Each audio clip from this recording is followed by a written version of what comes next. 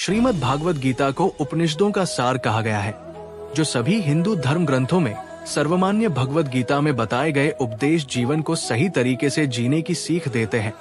अगर जिंदगी में सफल होना है तो गीता के इन 5 उपदेश को ध्यान में रखिएगा। ये उपदेश केवल आपके व्यवसाय जीवन में ही नहीं बल्कि निजी जीवन को भी सफल बनाने में मदद करेंगे और हर छोटी बात पर टेंशन लेने और डिप्रेशन में जाने से बचने में भी मदद करेंगे। तो आज का ये वीडियो आपके लिए बहुत ही खास होने वाला है। इस वीडियो को पूरा अवश्य देखिएगा। भगवान श्री कृष्ण कहते हैं, अपने लक्ष्यों को हमेशा याद रखिए।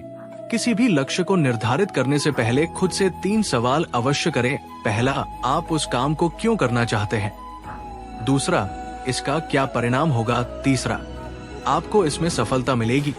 अगर तीनों सवालों के जवाब आपको मिल जाए तभी उस लक्ष्य की ओर कदम बढ़ाएं। आपने अपने लक्ष्य के लिए क्या रणनीति बनाई, इसके बारे में कभी किसी को ना बताए। गुप्त रूप से केवल उस दिशा में मेहनत करते रहे। यदि आपके लक्ष्य के मार्ग में कोई विपत्ति है तो उससे घबराकर लक्ष्य को बीच में ना छोड़ धैर्य के प्रति विपत्ति का सामना करें और लक्ष्य के प्रति सकारात्मक सोच के साथ प्रयास को जारी रखें। जरूरी नहीं जैसा आपके साथ पहले हुआ वो आगे भी होगा। आपके भविष्य को संवारने की गुंजाइश हमेशा आपके हाथ में होती है। आसपास कुछ लोग होते हैं जो तेजी से सफल हो जाते हैं और जिंदगी में आगे बढ़ जाते हैं।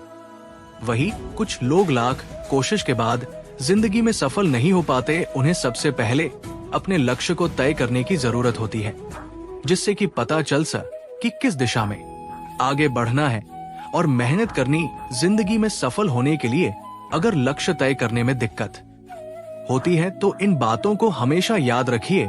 आप दूसरों के मुताबिक लक्ष्य चुनने की बजाय अपने हिसाब से लक्ष्य को चुनिए। जब काम को आप अपने तरीके से हैंडल करने की कोशिश करेंगे तो लक्ष्य निर्धारित करना आसान हो। सपने देखना अच्छी बात है, लेकिन सपने को अगर हकीकत में पूरा करना चाहते हैं तो उसे समझने की कोशिश करें कि आप क्या चाहते। लक्ष्य निर्धारित करने के लिए उन्हें पूरा करने के लिए कितने सोर्स, उस हिसाब से लक्ष्य निर्धारित करें और आगे बढ़े। बड़ा लक्ष्य तय करने से अच्छा है कि हमेशा छोटे लक्ष्य बना है। मैं आपको इसे एक कहानी के माध्यम से समझाता हूँ। एक गांव में एक नौजवान जो अपने जीवन में बहुत कुछ हासिल करना चाहता।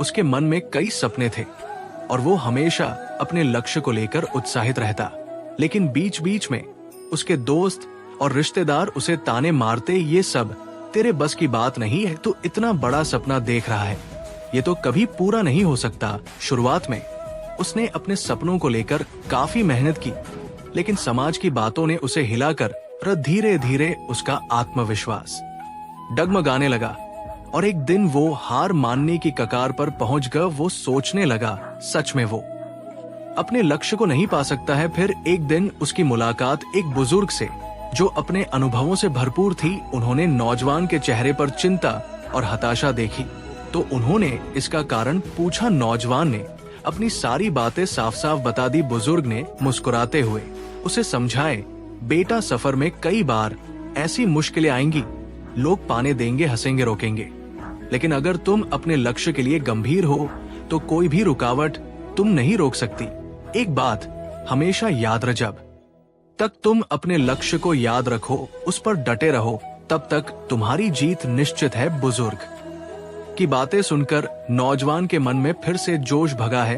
उसने अपने लक्ष्य को फिर से मन से अपनाया और लोगों की बातें अनसुनी करके पूरी मेहनत के साथ काम में जुड़ गया। धीरे धीरे उसके प्रयासों का असर दिखने लगा और अंततः उसने अपने सपनों को साकार कर उसकी मेहनत और बुजुर्ग के उस छोटे से समझाने में उसे याद दिलाया कि लक्ष्य को हमेशा याद रखना चाहिए, क्योंकि जब आप अपने रास्ते पर अड़िग रहते हैं तो किसी भी मुश्किल को पार करना मुमकिन हो जाता है। भागवत गीता में भगवान श्री कृष्ण ने कर्म और फल के बीच एक संबंध बताते हुए कहा है कि हमें कर्म करना चाहिए, लेकिन फल की चिंता नहीं करना चाहिए, क्योंकि हम अपनी कर्म फल के बारे में पूर्व अनुमान लगा सकते हैं, लेकिन फल निश्चित नहीं होता। इसलिए फल की चिंता करना निरर्थक है और उससे हमें अत्यधिक चिंता और तनाव का सामना करना पड़ता है। कर्म हमारा कर्तव्य है, लेकिन हमें कर्म फल के बंधन से मुक्त होकर कर्म करना चाहिए। इसे एक कहानी के माध्यम से समझते। एक बार की बात है, एक गांव में एक युवक रहता जो अपने भविष्य को लेकर काफी चिंतित था। वो दिन रात सोचता कि मेहनत तो बहुत कर रहा है, पर ना जाने इसका फल कैसे मिलेगा। क्या मैं सफल हो पाऊंगा? क्या मेरी मेहनत रंग लाएगी? ये सोच सोच कर वह इतना घबराया रहता, कभी कभी काम करने में उसका मन ही नहीं। एक दिन उसकी मुलाकात एक साधु से जो दूर के गांव से आए थे। युवक ने साधु को अपनी चिंता जताई कि मैं मेहनत तो बहुत करता हूँ, लेकिन हर वक्त यही सोचता हूँ कि इसका परिणाम क्या होगा, क्या मैं सफल हो पाऊंगा। साधु मुस्कुराए और बोले, बेटा, श्री कृष्ण ने गीता में यही सिखाया है, हमें सिर्फ कर्म पर ध्यान देना चाहिए, फल की चिंता नहीं करना चाहिए। कर्म ही हमारा धर्म है और फल का विचार करना हमारे बस में नहीं है। अगर हम हमेशा फल के बारे में सोचते रहेंगे तो हमारे कर्मों में कमी आ जाएगी। युवक थोड़ा भ्रमित हुआ और बोला, परंतु बिना फल की चिंता किए कैसे कर्म करूं? मुझे कैसे पता चलेगा कि मेरा प्रयास सफल होगा कि नहीं? साधु ने एक उदाहरण देकर समझाया कि मान लो तुम एक किसान हो। जब तुम बीज बोते हो तो क्या उस वक्त ये सोचते हो कि हर बीज से पौधा निकलेगा या नहीं? बस तुम ये जानते हो अगर बीज को सही तरीके से पानी, धूप और देखभाल मिलती रहे तो संभव है कि वो पौधा बने। तुम अपना काम करते रहो और परिणाम को छोड़ दो। ठीक उसी तरह जीवन में भी हमें अपने कर्म करते रहनी चाहिए, चाहे वो किसी भी क्षेत्र में। भगवत गीता में श्री कृष्ण कहते हैं कि वर्तमान में जीना से अतीत का भय और भविष्य की चिंता व्यक्ति को इतना परेशान कर देती है कि वो चैन से जी नहीं पाता। कभी कभी तो वो अपना मानसिक संतुलन खो बैठता है। हमें ये नहीं भूलना चाहिए कि अपराध और चिंता मनुष्य की प्राकृतिक भावनाएं हैं, लेकिन इनसे ग्रस्त हो जाना अथवा ये सोच ले इनसे छुटकारा मिलना बहुत मुश्किल है। अतीत के बारे में ना सोचे और भविष्य की चिंता में खुद को बर्बाद ना करे। भागवत गीता में ये भी कहा गया है, जब तक आप खुद पर विश्वास नहीं करते तब तक दूसरों को भी आप पर विश्वास नहीं होगा।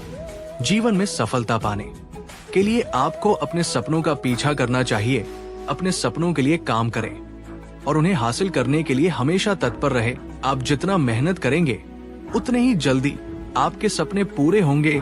भागवत गीता का एक और महत्वपूर्ण उद्देश्य क्रोध, गुस्सा, अर्सिया। श्री कृष्ण कहते हैं क्रोध इंसान का एक स्वाभाविक भाव है, लेकिन इसे वश में करना बहुत जरूरी है। क्रोध एक ऐसा भाव है जो व्यक्ति के मन, मस्तिष्क, शरीर पर गहरा प्रभाव डालता है। यदि इसे सही समय पर रोका ना जाए तो ये हमारे जीवन में भरी समस्याओं का कारण बन जाता है।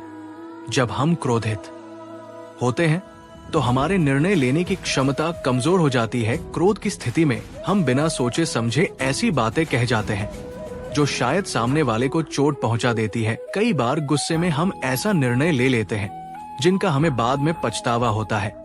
इसलिए कहा गया है कि गुस्से में किया गया कार्य हमेशा पछतावे का कारण बनता है।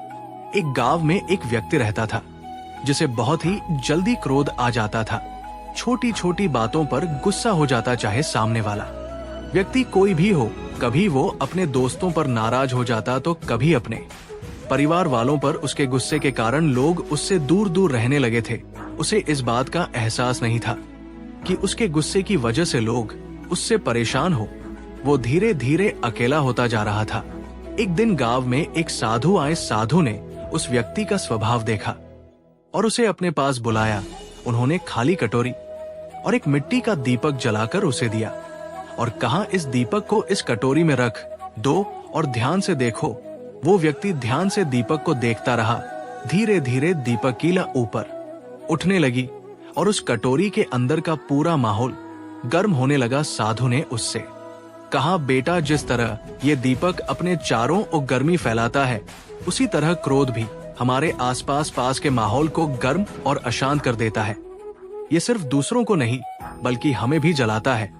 फिर साधु ने दीपक को बुझाने के लिए कहा। जैसे ही दीपक बुझा, कटोरी के अंदर का माहौल ठंडा और शांत हो गया। साधु ने मुस्कुराती हुई कहा, अगर तुम अपने इस क्रोध पर नियंत्रण कर लो तो तुम भी इस बुझी हुई कटोरी की तरह शांत और ठंडे रह सकते। क्रोध में इंसान वो कर बैठता है जिसका पछतावा उसे बाद में होता है।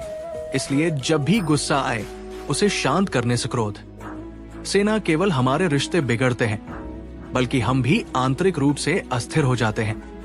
दोस्तों, इस वीडियो में बस इतना ही। मिलते हैं अगले वीडियो में। अपना ख्याल रखिएगा। जय श्री कृष्ण।